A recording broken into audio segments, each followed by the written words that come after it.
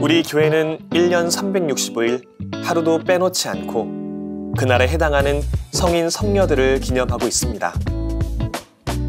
하지만 성인 성녀라는 단어만으로도 왠지 심리적인 거리감을 갖게 되는데요. 그만큼 성인 품에 오르는 일이 어렵다는 것을 알고 때론 그들이 아주 먼 시대의 유산처럼 아득하게 느껴지기 때문인 것 같습니다. 그런데 우리와 동시대를 살아간 인물들 중에도 성자 못지않은 삶을 살았던 사람들이 있습니다. 그들은 아무도 가지 않은 길을 개척하고 하기 어려운 선택을 하면서 어두운 시대의 등불이 되었는데요. 오늘은 그런 위대한 삶을 살았던 이들의 이야기를 함께 읽으면서 삶의 지혜를 얻는 시간을 갖겠습니다.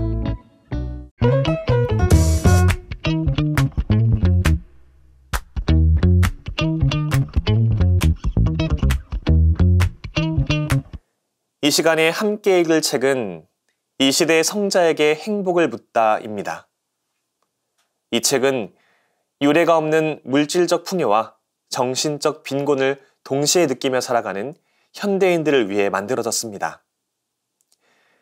그래서 이 책은 조금 앞선 시대를 살아갔던 성자들의 인생을 두고 진정한 행복은 무엇인지 질문을 던집니다.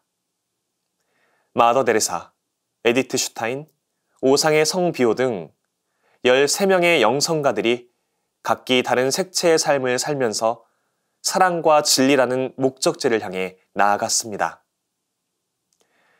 그래서 독자는 진정한 행복은 무엇인지 이 책을 통해 깨닫게 되고 자신만의 답을 찾아갈 수 있습니다.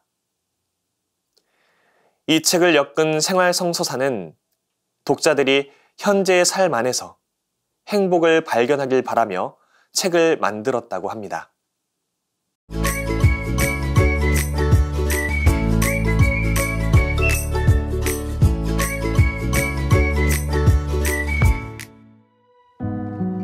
나는 단지 한 번에 한 사람을 사랑할 수 있을 따름입니다. 나는 단지 한 번에 한 사람씩만 음식을 먹여줄 수 있을 뿐입니다. 아마도 만일 내가 바로 그 한 사람을 낫게 하지 못한다면 나는 42,000명도 회복시키지 못했을 것입니다. 나는 1대1의 지극히 개인적인 손길을 믿습니다. 마더 데레사는 세상이 변하고 사회 구조가 달라지기 위해서는 바로 이 불행에 빠진 한 사람의 상처를 보듬어주고 한 사람의 부족함을 채워주는 것에서부터 시작해야 한다는 것을 깨달았던 것이다. 다시 말해 마더 데레사와 사랑의 선교의 수녀들의 접근법은 가능한 가장 기본적이고 단순한 방법으로 정의와 평화와 사랑을 진일보시키는 것이었다. 내 안에 살고 있는 것은 내가 아니라 그리스도입니다. 이것은 생전에 마더 데레사가 가장 즐겨 했던 말이었다. 그는 하느님의 손에 쥐어진 몽당 연필에 지나지 않는다는 자신의 고백처럼 어떤 망설임도 없는 절대적인 신뢰 안에서 그분을 따랐고 그 믿음에 따라 그의 일생은 늘 겸손하고 정직하고 단순했다. 마더 데레사는 풍족하지만 결핍된 삶을 살아가는 불안한 현대인들을 만족시킬 수 있는 유일한 해답을 알고 있었다. 그것은 바로 진실한 사랑이었다.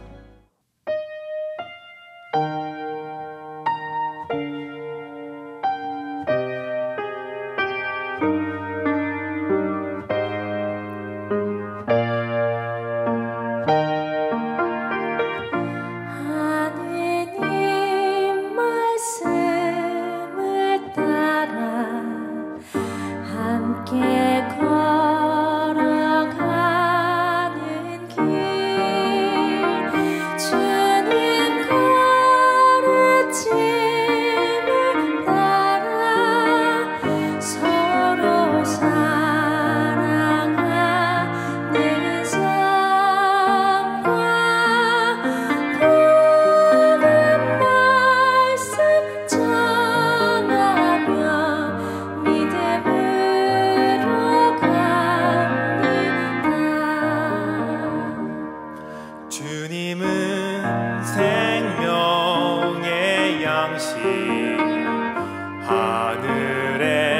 하늘에서 내려온 하나의 빵을 나누어 먹는 우리는 한 교회 한 몸 이룬 공동체 성령의 진교이죠.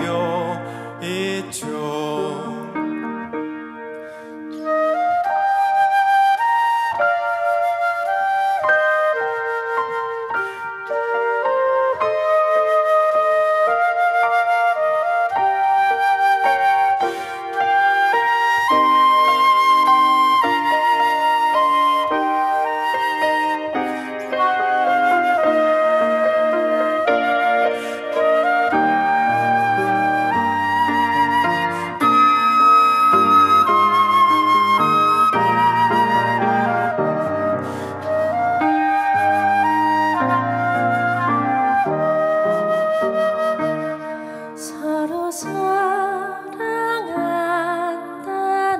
건 서로 바라보는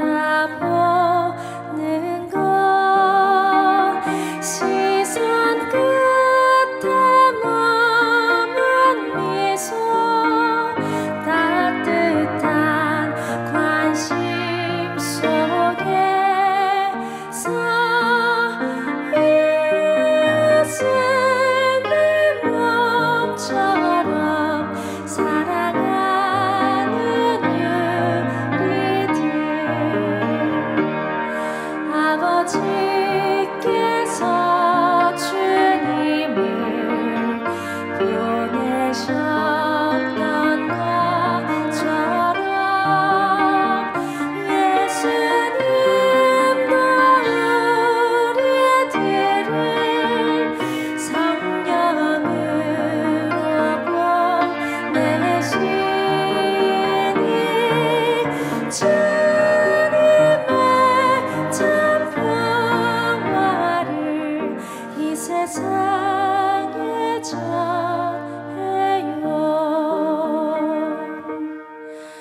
이 세상에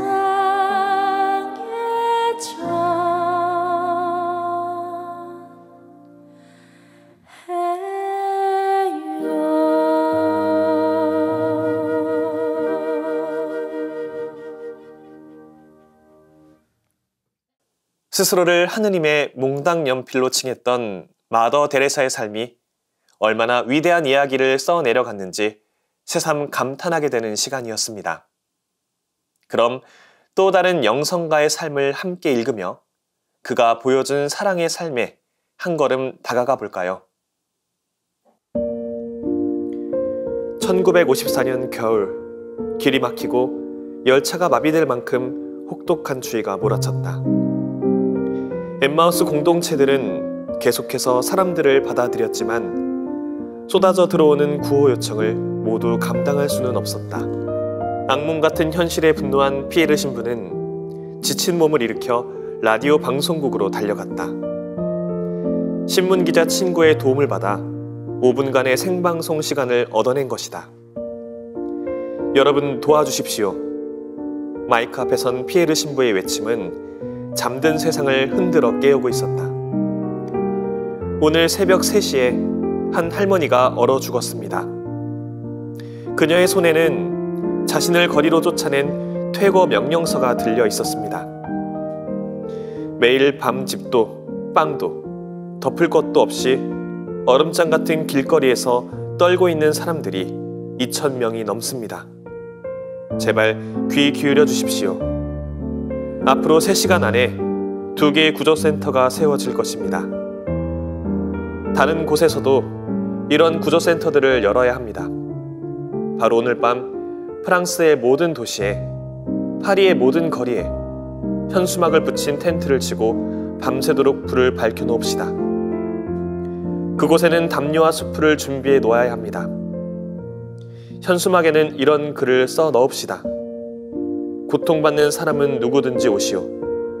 이곳에서 희망을 가지십시오. 우리는 당신을 사랑합니다. 피에르 신부의 절박한 호소는 방송된 지 채 30분도 지나지 않아 프랑스 전역에 큰 반향을 일으켰다.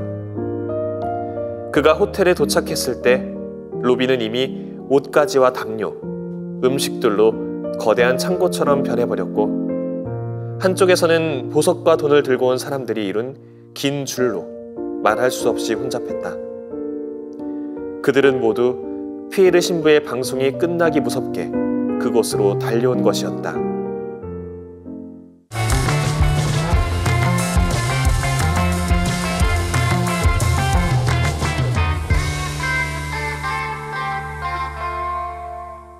우리가 살고 있는 이 시대와 근접한 시대 혹은 거의 동일한 시대를 살며 모든 이의 귀감이 되어준 영성가들의 이야기가 담긴 이 시대의 성자에게 행복을 묻다 해서 저는 개인적으로 테일하르드 샤르댕 신부님의 이야기에 집중해보고 싶습니다.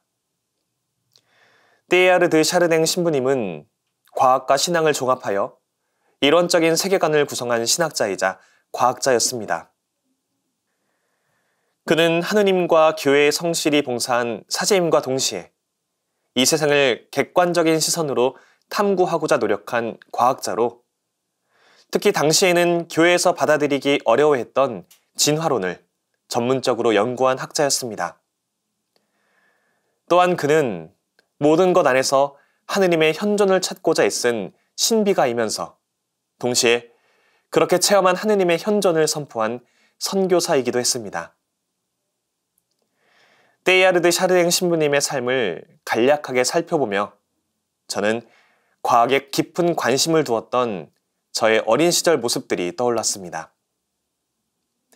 당시에 제가 가졌던 과학을 향한 관심이 하느님 체험으로 자연스럽게 이어졌던 순간들이 여러 차례 있었는데 그 중에서도 제가 초등학교 3학년 시절에 겪었던 일화를 나누어 보고 싶습니다.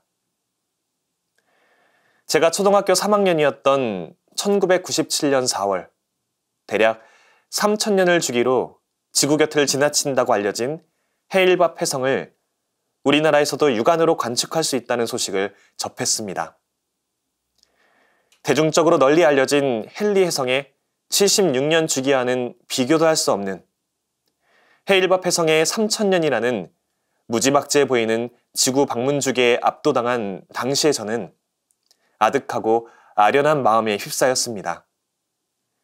그 아득함과 아련함을 감당해낼 자신이 없었던 저는 형언할 수 없는 의무감에 사로잡혀 깊은 새벽 시간을 틈타 남산을 올라 그 혜성을 직접 저의 두 눈으로 확인해야만 했습니다. 비록 혜성을 육안으로 확인하기 어려운 여러 현실 앞에 기대했던 것보다 혜성의 모습을 온전히 관측할 수는 없었지만 아직은 쌀쌀했던 초봄의 이른 새벽 날씨를 뚫고 남산을 올랐던 그 기억은 이후 제 삶에 큰 영향을 미쳤습니다. 헤일밥 혜성을 향한 관심 덕분에 기껏 10년도 채 되지 않은 삶을 살아온 당시의 저는 혜성의 지구 방문 주기인 3000년이라는 긴 시간을 온 마음으로 가늠해 볼 수가 있었습니다. 또 혜성을 향한 관심은 자연스레 우주를 향한 관심으로 저를 이끌어 주었고 수십 수백억 광년을 가늠해야 하는 우주적 현상들 앞에 절로 겸허한 마음을 갖게 되었습니다. 그 당시 체험한 저 겸허함이 어린 저에게는 하느님 체험과 일맥상통하게 다가왔던 것 같습니다. 그렇게 저는 무한해 보이는 우주도 결국 하느님께서 창조하신 유한한 세상임을 점차 깨달아갔습니다. 더불어 영원한 생명으로 나아가기 위해서는 우리 안에 내재되어 있는 우주관이 현세적인 우주를 뛰어넘어 하느님에게로 상정되어야 함을 알게 되었습니다. 결국 혜성을 향한 관심과 우주를 향한 호기심과 같은 과학을 향한 어린 시절 저의 애정은 하느님의 사랑이 억겁의 세월보다 억만광년의 거리보다 더 깊고 넓은 사랑임을 일깨워 주었습니다. 사제이자 과학자의 삶을 함께 살아낸 테일하르드 샤르댕 신부님의 이야기를 마주하며 우주를 통해 하느님 사랑을 체감했던 어린 시절 저의 모습을 오랜만에 떠올려 볼 수 있었습니다. 또한 이 광활한 우주 안에 있는 약 1천억 개의 은하 중 하나인 우리 은하, 또 그 변두리에 위치한 태양계에 속한 이 지구, 그 지구 안에 살아가고 있는 70억 인류 중 하나인 나 자신의 존재를 느낄 수 있을 때 비로소 내가 체감하는 하느님 사랑이 극대화될 수 있다는 사실도 깨닫게 되었습니다. 그러면서 언젠가 읽었던 때야르드 샤르댕 신부님의 저서 세계 안에서 드리는 미사의 한 구절도 함께 떠올려 볼 수 있었습니다. 당신의 창조적 인력이 제 안에서 용출시키는 온갖 재능, 저의 너무나도 부족한 지식, 저의 수도서원, 저의 사제직, 그리고 이것이 저에게는 가장 소중한데 저의 인간적 확신, 이 모든 것을 다 동원하여 저는 당신의 몸에 저 자신을 봉헌하며 그것을 위해 살고 그것을 위해 죽기를 바랍니다. 사제로 살아가며 겸허한 마음을 잃게 될 때마다 이 시대의 성자에게 행복을 묻다에 등장한 우리 시대의 성자들의 이야기를 다시금 떠올려 보아야겠다는 다짐을 해봅니다. 어린 시절 우주를 생각하며 가졌던 그 아득한 감정이 잊힐 때마다 때야르드 샤르댕 신부님의 삶을 다시금 떠올려 보아야겠다는 다짐도 함께 해봅니다. 예수님께서 몸소 보이신 겸손과 겸허의 마음이 지닌 가치가 이 세상살이에 치여서 부질없어 보일 때 이 시대의 성자에게 행복을 묻다를 통해서 그 가치를 회복해 나갈 수 있으면 좋겠습니다. 그의 책 친구가 되어 주실래요에 담긴 그의 목소리는 어쩌면 그가 평생 품어왔고 이 세상을 향해 들려주고 싶었던 소망이자 유언이었는지도 모른다.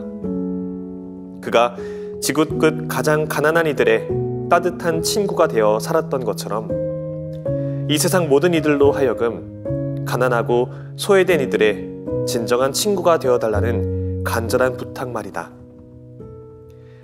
이태석 신부가 말하는 진정한 친구의 의미는 무엇일까? 톤즈 사람들에게 그는 어떤 존재였을까? 이태석 신부가 말하는 친구의 의미를 알기 위해서는 먼저 그가 톤즈 사람들에게 어떤 모습으로 살았는지 살펴보는 것이 가장 중요할 것이다. 이태석 신부는 늘 그들 앞이 아닌 곁에 있어 주었던 이였다. 도움을 필요로 하는 이들과 위험에 처한 이들을 온 몸과 온 마음을 다해 도와주고 보살피면서도 결코 자신이 한 일에 대해 생색을 내거나 그들 위해 군림하려 하지 않았다. 그리고 그런 도움이나 배려를 결코 선교의 방편이나 수단으로 이용하려 하지 않았다. 이 신부에겐 상대방이 가톨릭이건 개신교이건 이슬람이건 아무런 문제가 되지 않았다.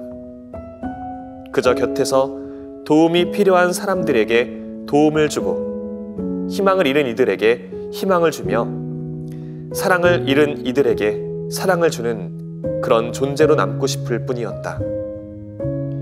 이 신부가 생각하는 진정한 친구는 바로 이런 모습이었다.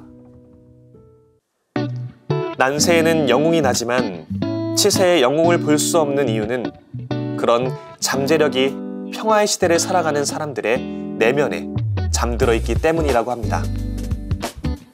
이 말을 통해 우리 신앙인들의 마음 안에도 성인 성녀가 될 잠재력이 잠들어 있는 것은 아닐까 생각해 보게 되는데요. 우리보다 조금 앞선 13명의 영성가들은 평범한 사람이면서 위대한 삶을 살았던 인물들입니다. 우리 또한 남다르고 특별한 선택을 통해 그런 위대한 삶을 닮아갈 수 있습니다. 무엇보다 하느님을 그리고 사랑을 선택하면서 지금 이 순간 진정으로 행복한 삶을 사시길 바랍니다. 저는 다음 시간에 새로운 책으로 돌아오겠습니다. 평범한 일상 속에서 지혜를 발견하는 시간, 책. 지금까지 함께 해주신 여러분 감사합니다.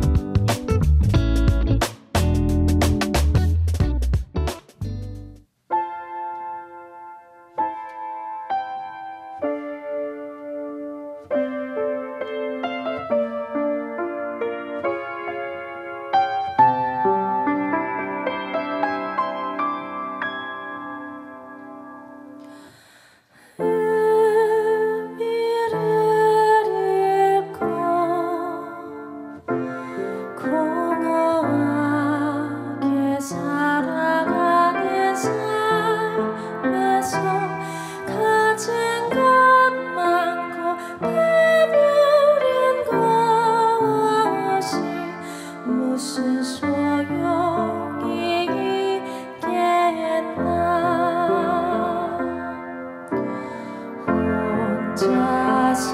혼자서는 채울 수